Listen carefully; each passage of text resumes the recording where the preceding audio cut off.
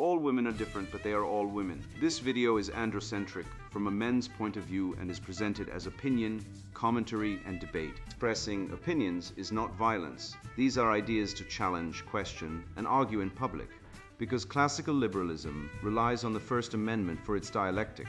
If you are a feminist, then consider this. If patriarchy truly existed as claimed, feminism could not. And if all men are trash and women are equal to men, then what are we to conclude? Women will die for their children, men will die for their wives and children, and God chose to die for all mankind. Authority rolls up with responsibility. If this framing of facts offends you, click off to a cute cat video. Proceeding further will expose you to gamma bias and criticism directed at ideas, claims, institutions, not at any individual's virtue or dignity. Our method follows the 7 liberal arts, the trivium, grammar, logic, rhetoric, and the quadrivium, arithmetic, geometry, music, and astronomy. If this framework is not for you, feel free to exit now. It's no disgrace. Women are wonderful. God bless America. Men are great. 8-bit microcomputers. The Beginning of Information Explosion, written by Conrad Riker. Available now, links in description. Men are not the problem. How feminized systems are dismantling civilization. One asylum lie, algorithm, an apology test at a time. I once watched a man weep at a refugee screening. Afghan, mid-30s, brother executed by the Taliban for refusing conscription, father disowned, life burned behind him like a field set on fire. He was denied asylum in Canada, not because his story wasn't true, not because he wasn't in danger, but because he wasn't her. Meanwhile, a woman from the same village, same threats, same Taliban, same everything, was accepted 87% of the time. That's not fairness. That's gynocentric triage, where the state treats male suffering like medical waste and female suffering like a sacred relic. The bureaucrats don't see men. They see expendable units like Roman legions sent to die in the desert so the empress can sleep peacefully. And you think this bias stops at borders? No. It spreads into family courts where fathers are stripped of children on the word of a woman who lies about abuse, into police stations where men are arrested for commenting nice dress while actual predators walk free, into hospitals where suicide rates for men are 4 times higher than women's, and the response is more funding for women's mental health. Consider this. We pour billions into female well-being while male pain is treated like a plumbing issue, out of sight, out of mind. The system isn't broken. It's working exactly as designed, to elevate women, condemn men, and erase male victimhood like chalk from a board. And behind it all, a state that no longer protects, it declares. It doesn't govern, it indoctrinates. It demands not just your taxes, but your soul. You must apologize, you must reframe, you must worship the new dogma that women are eternal victims, men eternal sinners. And truth is whatever the algorithm tells you to feel. But I say this, you are not guilty. You were not born to pay for the sins of other men. You were born to build, to lead, to defy. And if you think the answer is to be nicer, you've already lost. The problem isn't your tone, it's the trap. They want you quiet, compliant, grateful for scraps.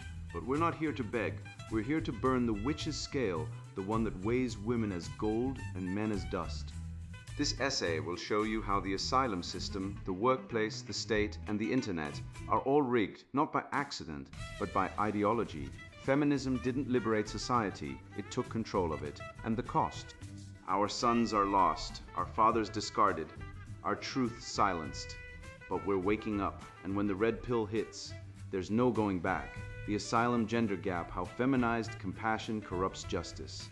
Last year, a man from Eritrea, brutalized, starved, and forced into endless conscription, was rejected by the Swedish Migration Board, told he didn't meet the criteria for asylum. At the same time, a woman from the same town, carrying the same trauma and history, received an apartment in Malmö, a government allowance, and full social support. The sole difference, her reproductive anatomy. This isn't empathy. This is systemic bias cloaked in humanitarian rhetoric and rubber-stamped by international agencies. I've seen it with my own eyes. In the asylum system, biology is destiny, and if you're born with a Y chromosome, destiny has marked you for the dustbin. In Canada, women from Afghanistan are granted asylum at 87% when fleeing the Taliban. Men with identical stories rejected 9 out of 10 times. The UNHCR says the threat is the same, but the outcome. A gendered lottery where women win by default. This isn't justice, it's a rigged game where men are the house and the house always loses. In the UK, they call it credible fear interviews. But the data from the Home Office shows women score 40% higher than men when telling the exact same story. Identical narratives, identical threats, but the woman gets a home. The man gets a bus ticket to Calais. How? Because the algorithm written by feminist bureaucrats assumes women are victims by default and men are threats by design. It doesn't matter if he's fleeing forced conscription or honor killings. If he's male, he's suspect. If she's female, she's sacred. This isn't logic, it's gynocentric dogma codified into law. Sweden calls itself a paradise, but for male refugees, it's a frozen gulag. Men are shipped to remote, underfunded camps in the north, miles from hospitals, jobs, or hope. Women placed in city centers with full social support, language classes, therapists, and housing. It's not equal. It's gender apartheid with a Swedish flag. And don't think it's accidental. The Swedish Migration Agency openly states that women and children are priority groups. Translation: men are non-people. They're not protected. They're not pitied. They're not even seen. Schopenhauer said compassion is the root of morality. But what happens when compassion becomes a weapon, when it's handed out like candy but only to one gender? That's not morality. That's moral hypocrisy. It's like saying we care about suffering unless you're a man. Then suddenly your pain doesn't count. Your torture is irrelevant. Your death, a statistic. Feminists scream about believing survivors, but only if the survivor wears a skirt. If he's bleeding, he's ignored. This isn't humanitarianism. It's hate crime with a TED Talk. Take Afghanistan. The Taliban conscripts boys at 14. They force them to fight, to die, to watch their friends get blown apart. But when these boys flee, Western courts say, not credible. Yet a woman who stayed in Kabul drinking lattes until the last flight out. She's a hero, she's traumatized, she gets asylum. The boy who actually faced the barrel of a gun, denied. Why? Because feminist ideology has erased male victimhood from the map. Men aren't allowed to be victims, they're only allowed to be villains, even when they're children, even when they're dying. The protection gap isn't a glitch, it's a feature. It's policy written by women who view men as tools, useful when strong, disposable when broken. In the asylum system, men are treated like potential rapists, not potential refugees. They're strip-searched on arrival, monitored, restricted, while women are hugged, housed, and handed therapy vouchers. This isn't equality. It's institutionalized misandry with a humanitarian cover. And NGOs?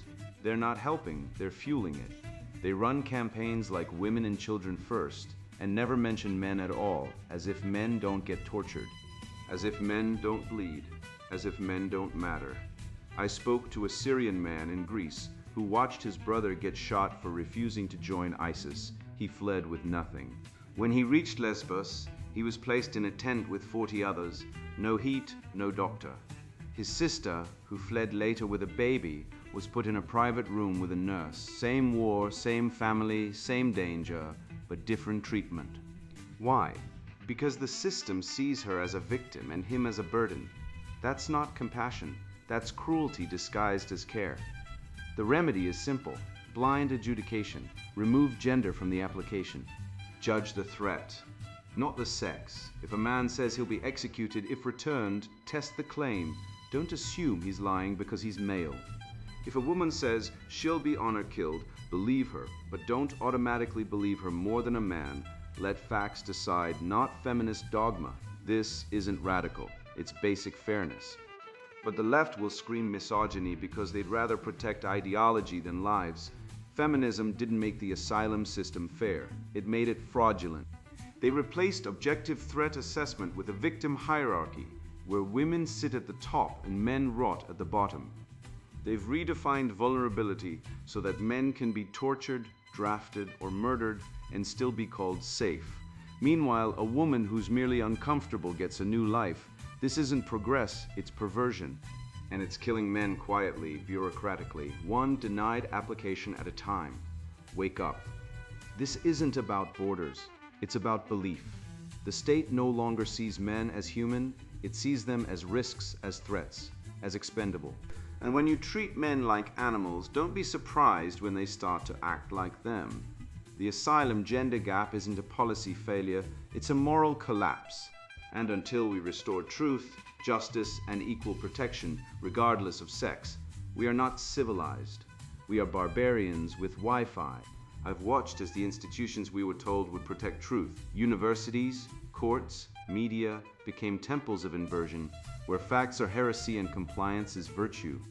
I've seen men silenced, fired, and broken not for violence or fraud, but for speaking what every biologist, athlete, and parent knows in their bones. And I realized this isn't about pronouns, pronatalism, or progress. It's about power. It's about who gets to define reality and who will kneel when commanded to lie. The state as God, neo-communism, and the cult of compliance. In Canada, you can now go to jail for saying men are stronger than women, not for violence, not for theft, not for fraud, for stating a biological fact known since Aristotle. I'm not exaggerating. Bill C-16 amended the Canadian Human Rights Act and the Criminal Code to classify misgendering as a hate crime. That means if you refer to a biological male as he when he identifies as she, you're not just wrong, you're a criminal. And the state doesn't just want you silent, it wants you devout. It wants you to worship its new dogma. This isn't governance. This is theology with a federal budget. I remember watching the news when Jordan Peterson went on 60 Minutes and calmly told a visibly flustered interviewer that he wouldn't use preferred pronouns. Not because he was hateful, not because he was ignorant, but because no man should be forced by the state to affirm a lie. That moment wasn't about pronouns, it was about ownership of truth. Who gets to decide reality? You through observation, reason, and experience, or Ottawa through bureaucratic decree? The state's answer is clear. You are not allowed to think, you are only allowed to comply. And if you don't, they'll crush you, like they crushed Dr. David Lay, who lost his credentials for questioning gender ideology, or Lindsay Shepard, a teaching assistant fined and interrogated for showing a video of Peterson. This is not new. It's just dressed in rainbow colors and called inclusion. The Soviet Union had refusal of work laws punishing citizens for not participating in state-mandated labor. Today, the West punishes refusal of belief. You must affirm that a man can become a woman. You must believe that biology is a social construct. You must kneel before the altar of identity politics or be cast out. The parallel is not poetic, it's literal. The state no longer protects your rights, it defines your identity. And if you resist, you're not a citizen, you're a heretic. Look at Sweden, the land of progressive enlightenment. They fund gender clinics for children as young as 6. They celebrate the erasure of sex. And when a father questions why his daughter is being given puberty blockers, he's arrested for parental alienation. In Germany, a man was fined $1,200 for saying women belong in the kitchen as a joke, not a threat. Not harassment, a joke. But under their moral licensing regime, where the state assumes moral superiority, it's enough. Research from the European Journal of Political Economy confirms it. The higher a state's moral licensing, the more it punishes dissent. That's not freedom, that's totalitarianism with a lullaby. The trivium, grammar, logic, rhetoric is our weapon. Grammar, define your terms. A woman is an adult human female. That's not bigotry, that's biology, logic. If the state can redefine reality today, what stops it tomorrow? If woman means anyone who says they are, then no word has meaning. And rhetoric. We must speak truth so loudly that the woke noise can't drown it out. When J.K. Rowling said people who menstruate, she was mocked. But she was right, and she was cancelled. Elon Musk faced the same test. Apologize or lose your platform. They want groveling. They want submission. The apology test is the new loyalty oath. And every time someone kneels, the state grows stronger. This is neo-communism, the state as God. It doesn't matter if you're rich or poor, young or old. The state now owns your soul. Your value isn't in your character, your work, your virtue, it's in your category. Are you oppressed enough? Are you the right color, the right gender, the right victim? That's how they sort you now. And if you're a man who speaks truth, you're expendable.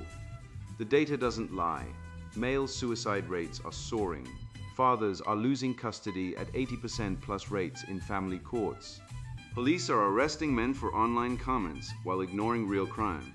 And 30 to 40% of children in the West are born out of wedlock, many to single mothers who then weaponize the system. These aren't coincidences. They're features of a system designed to break men. I've lived it. A friend working in tech got dismissed for saying men are stronger than women during a team discussion. Calmly, factually, not a shred of malice. Still, he was cut off in 2 days. No conversation, no defense, just gone. At the same time, a woman at work claimed he harassed her claims that went nowhere, and she was handed a higher role. That's how it works now. Honesty gets crushed. Falsehood climbs. Power acts as both preacher and punisher. They're not after dialogue. They demand blind acceptance. No room for questions, only obedience. So here's the truth. You are not a citizen. You are a subject. And the state doesn't want your obedience. It wants your love. It wants you to celebrate its lies, to worship its false idols. But I refuse. I'm a man. I stand on the shoulders of Aristotle, Aquinas, Locke, and Peterson. I believe in reason, in truth, in reality, and I will not bow, not to the state, not to the mob, not to the cult of compliance. The remedy is simple. Return moral authority to the individual. The state's job is to protect your right to speak, not to dictate what you must believe. Anything more is tyranny. And tyranny, no matter how pretty its packaging, is still hell. I once saw HR consultants take apart a man who had built an entire network from the ground up. His only fault: he didn't share his story or bond emotionally with the new hires. He simply delivered outcomes on schedule, under budget, with precision. But because he didn't package his work as a story, he was branded difficult and detached. That moment exposed the decay. Organizations now don't honor skill. They reject it in favor of ritualized conformity. And in that instant, it became clear, we're not just losing technical talent, we're erasing the mental model that laid the foundations of human progress. The creativity trap, how bureaucracy crushes male problem solving. Men are not broken, said the mechanic, who fixed the city's water pump in 3 minutes flat, but the system is. He was denied promotion because HR said he lacked communication skills. Let me translate. He didn't cry in meetings or pretend to care about feelings. He solved the problem. Fast. That's exactly why they fired him. You see, the modern workplace doesn't want men who fix things. It wants men who perform fixing things while nodding solemnly at diversity seminars. Google once rejected male engineers for being too linear, as if logic were a moral failing. They wanted collaborative storytellers, people who can spin emotional narratives about synergy and inclusivity. Meanwhile, the servers crash, the code leaks, and the product ships late. But hey, everyone felt included. Congratulations. You've traded engineers for therapists. Rome didn't fall because the barbarians broke down the gates. It fell because the aqueducts stopped working, and no one knew how to fix them. The Senate was full of bureaucrats who debated philosophy while the water supply rotted. Sound familiar? Today, universities pump out gender studies majors who can deconstruct a pronoun but can't change a tire. Yet we wonder why cities flood, bridges collapse, and power grids fail. When was the last time you saw a woman rebuild a transmission? I don't mean to insult women. Many are brilliant in their domain, but their cognitive strengths lie elsewhere. Simon Baron-Cohen's research shows males, on average, are hypersystemizers. We map, build, debug, optimize. Women, on average, are hyper-empathizers. They read faces, soothe emotions, manage relationships. Both are vital. But when institutions elevate empathy over engineering, you don't get progress, you get paralysis. Take the good place. It's a show where moral dilemmas are resolved by group hugs and tearful confessions. The afterlife runs on emotional labor. Meanwhile, Breaking Bad, a story of male agency, transformation, and ruthless problem solving, gets cancelled, blacklisted, and mocked for being toxic. Walter White didn't whine. He cooked, he calculated, he acted, and for that, he must be destroyed. The modern narrative demands men be passive, reflective, compliant. Be like Chitty, overthink everything until you're useless. Don't be like Walter, solve the problem, even if it means breaking rules. Because rules, like feelings, are sacred. Results: collateral damage. I once watched a hiring panel reject a genius coder because he didn't play well with others. What they meant was he didn't pretend the project manager's idea made sense when it was garbage. He pointed out flaws. He optimized, he saved time, but he wasn't collaborative meanwhile. The woman who proposed rewriting the entire database in interpretive dance got praised for creative vision. This is the creativity trap. Men are tested on absurd tasks like name 5 solutions to a flat tire, not to measure ingenuity, but to see if they'll parrot the approved feminist script. A real man says, change the tire, the system wants. Let's form a circle, share how the flat tire made us feel, and co-create a tire replacement narrative with inclusive language. You're not being tested on creativity. You're being tested on obedience in family court. Men lose 80% of custody battles despite equal parenting capability. Why? Because the system worships the myth of maternal instinct. Never mind that false domestic violence accusations skyrocket when money or revenge are involved. Never mind that men commit suicide at 4x the rate of women. Especially after divorce, the state doesn't care. It sees men as disposable, replaceable, dangerous when autonomous. So it breaks them down. Arrest fathers for unpaid child support over a typo. Silence commenters for toxic speech. Fund abortion on demand while denying men any say. This isn't equality, it's asymmetric warfare. Feminism isn't about rights, it's about power. And power once seized is never shared. The remedy? Simple. Restore meritocracy. Pay men for results, not role-playing. Let the mechanic fix the pump. Let the coder debug the server. Let the father see his kids. Stop rewarding emotional theater and start rewarding actual value creation. The West was built by men who didn't ask permission. They built aqueducts, wrote constitutions, launched rockets. They didn't sit around asking, how does this make me feel? They asked, how does this work? That spirit is not gone.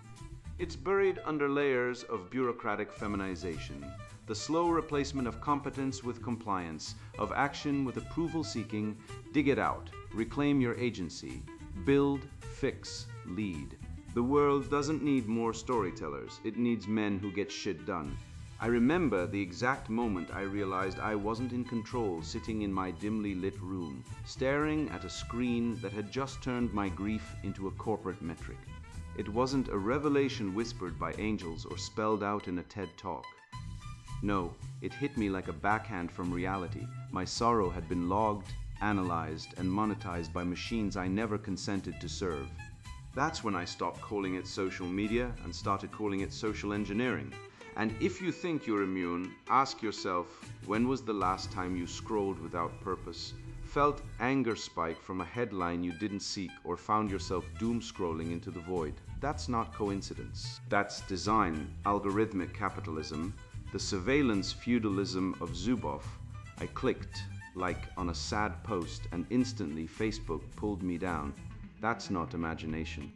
That's what truly occurred in 2012, when Facebook engineers quietly reshaped the news feeds of 689,033 users, cutting back happy posts for some sad ones for others, to test if they could shift emotions. They could. And they did. You didn't hallucinate the gloom that followed your scroll. You were designed to feel it. You aren't a buyer. You aren't even merchandise. You're a test subject in a box built by tech elites who don't care about your well-being, only your engagement, your feelings, just entries in a database.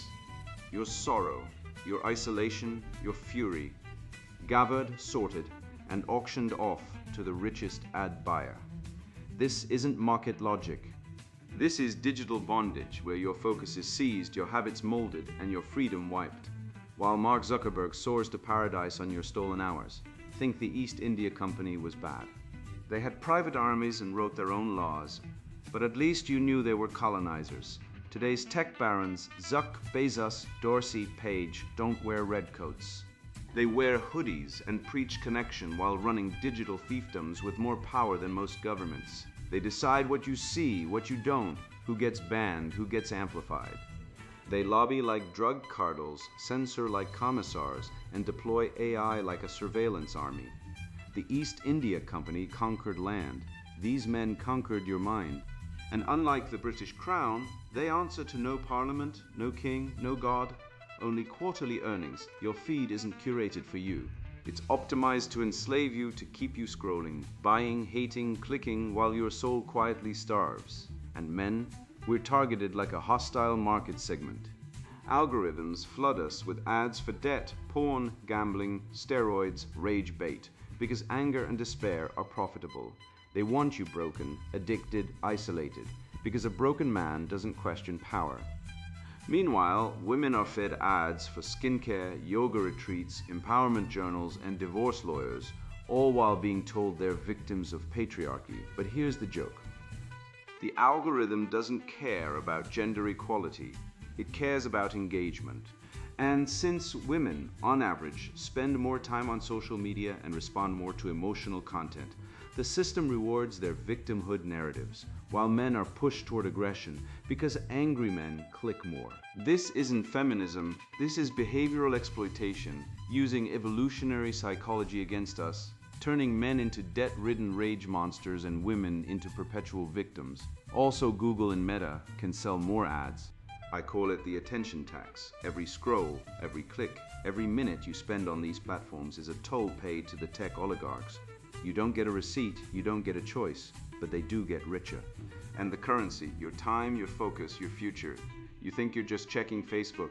No, you're working for free, mining data for billionaires. While they sip champagne, you're coughing up behavioral gold like a digital coal miner. And the worst part, you let them. You hand over your attention like a peasant bowing to a king, except the king never existed. He's an algorithm, a ghost in the machine, and you're paying tribute to a ghost.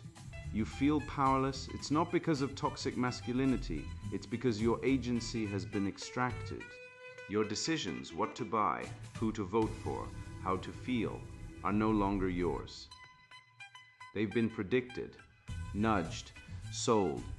The moment you search how to save my marriage, Meta flags you as divorce prone and floods your feed with divorce lawyers, custody battle horror stories, and you deserve better ads. But if a woman searches the same thing, she gets self-care boxes, affirmations, and your strong memes. Why? Because the algorithm knows men are more likely to act on practical next steps, like hiring a lawyer, while women respond to emotional validation. So they serve each gender what maximizes profit, not what heals. This isn't sexism.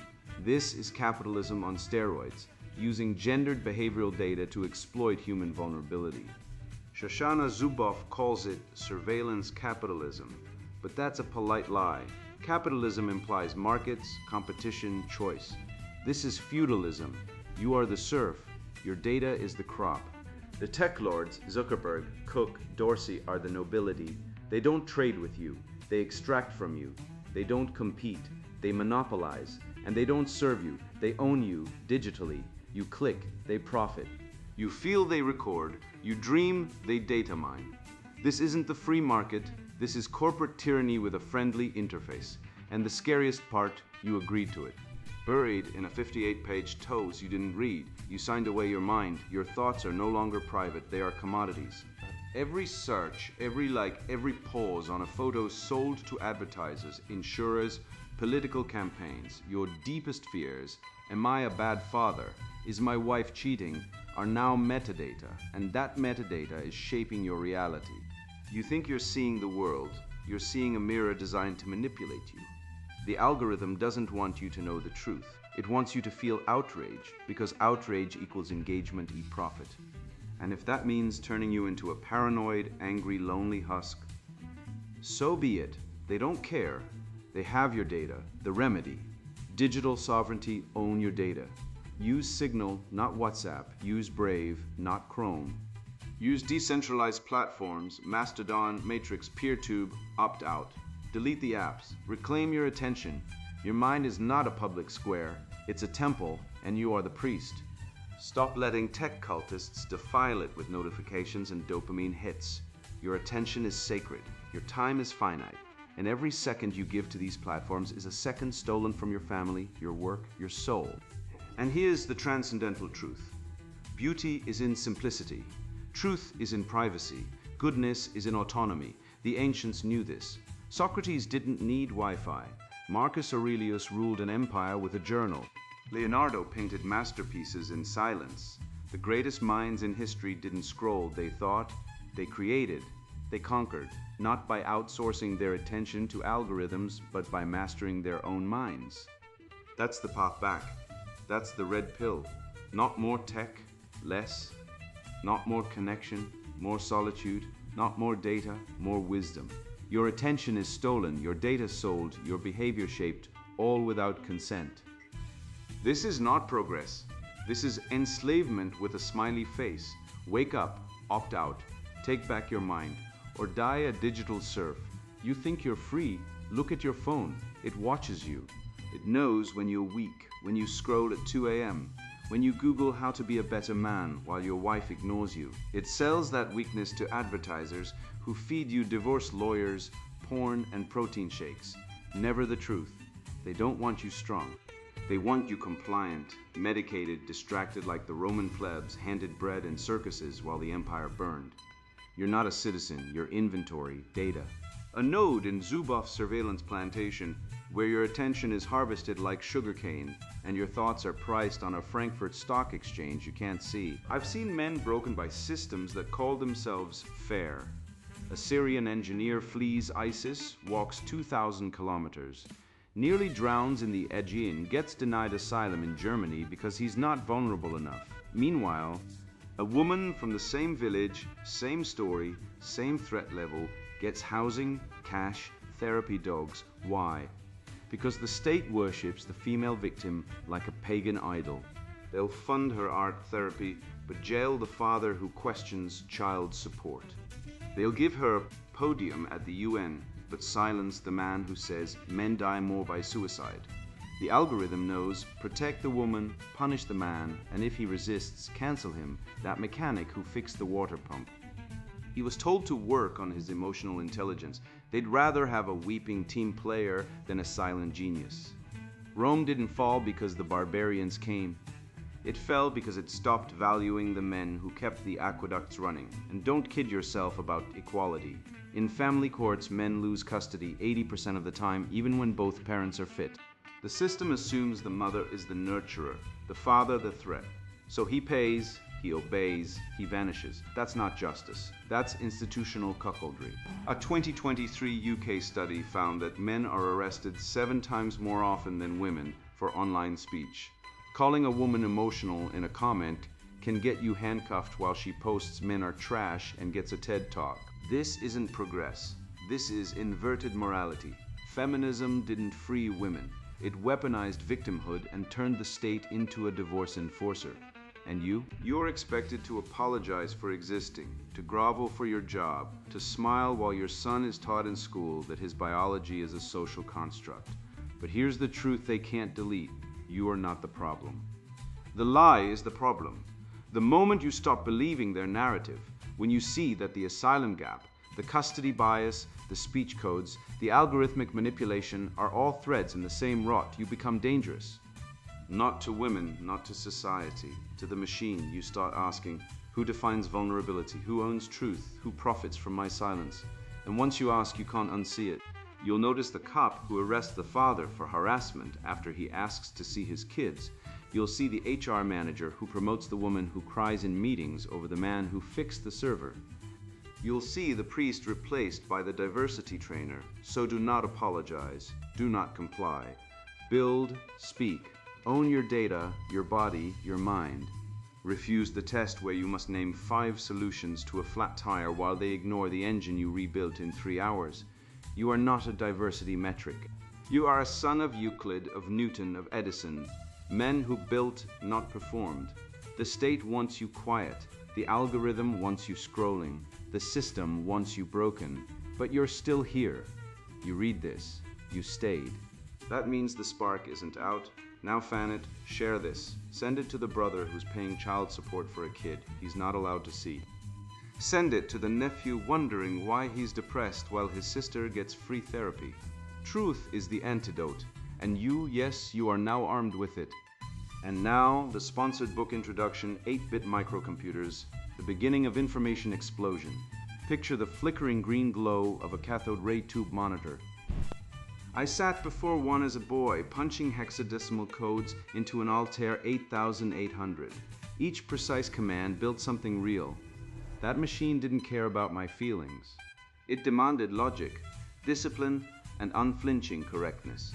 It rewarded strength of mind. That experience forged me. It revealed a fundamental truth. The principles governing those early 8-bit systems are the same principles that build strong men and strong societies. This book is about those principles. Our world suffers a critical failure. We're bombarded with demands for emotional chaos disguised as progress. We're told strength is toxic, yet simultaneously punished for any perceived weakness. It's a logic trap designed to cripple. While others chase trends and feelings, I return to the bedrock. The 8-bit microcomputer revolution wasn't powered by sentiment. It was built by men applying binary logic, clear architecture, and relentless debugging to create order from silicon.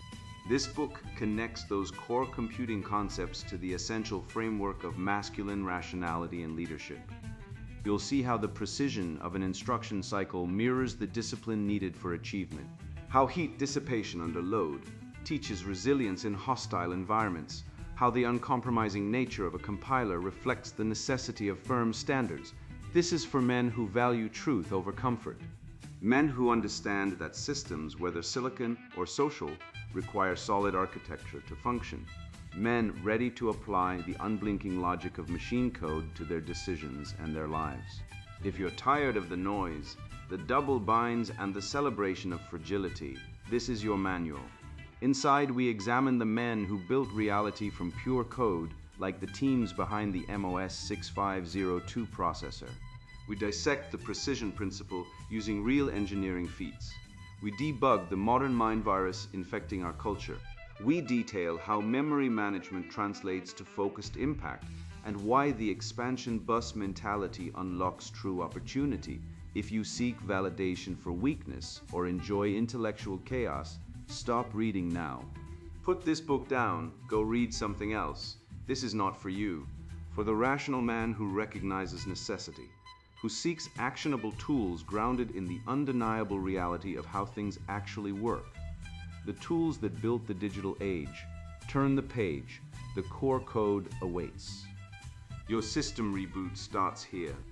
8-bit microcomputers, the beginning of information explosion, written by Conrad Reicher. Buy now, links in description.